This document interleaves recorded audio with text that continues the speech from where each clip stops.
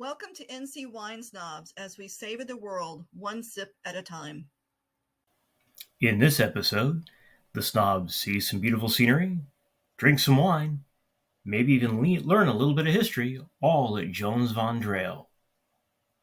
Here's the view from our parking space, and we're looking at the facilities at Van Drehle. It's amazing. It's huge. They've got all kinds of stages and opportunities for entertainment venues in addition to yummy wine. We decided to split a tasting, and that tasting we started off with a Chardonnay. The Jones Van Drehle Chardonnay is a steel finished Chardonnay, actually steel fermented, so it doesn't actually spend any time in oak barrels.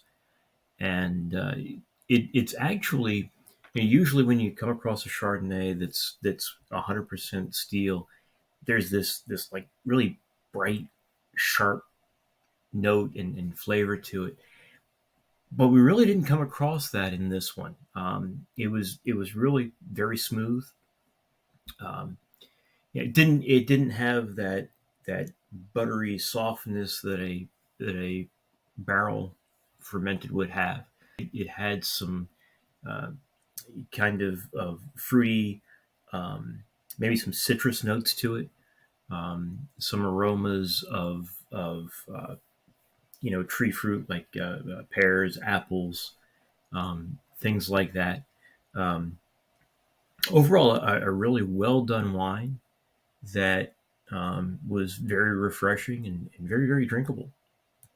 Next up is Petit Manseng.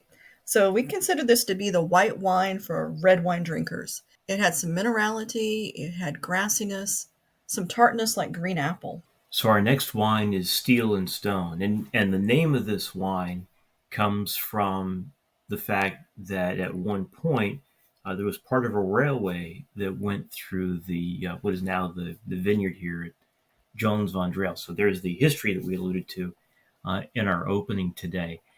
Steel and Stone is a blend of the Petit Verdot and Cabernet Sauvignon grapes. The aromas were those of bright red fruits. There was a little bit of earthiness to it, and really kind of got the impression of like sitting in a cigar lounge. From a flavor perspective, it was a nice medium mouthfeel. The flavors were those of vanilla, maybe some dark sweet cherry flavors, blackberries, and other ripe red fruits. So another red at Jones Van Drehle is the Cabernet Franc, and it had some tobacco, leather, kind of a smoky nose. Once again, sort of that you're in a library and it's cigars and just that kind of feeling. The flavors on the tongue were very similar. It had a light mouthfeel, and you do get some of that tobacco flavor with those dark red fruits. The Cabernet Sauvignon on the menu that we tasted was their Estate Reserve, which is their highest price point bottle at $40 per bottle. It had some really heavy, strong aromas, primarily centered around dark fruits, those dark cherry type flavors, some plum, prune, things like that. Very light tannins, had some flavor again of those same dark fruits, along with a light woodiness. It had a very light mouthfeel and wasn't really a big bold cab, but certainly very delicious and would pair well with most foods. Last up is a Merlot, and I'm a big fan of Merlots. I love the range of flavors that you get in a really good Merlot. And this one, it was pretty darn good.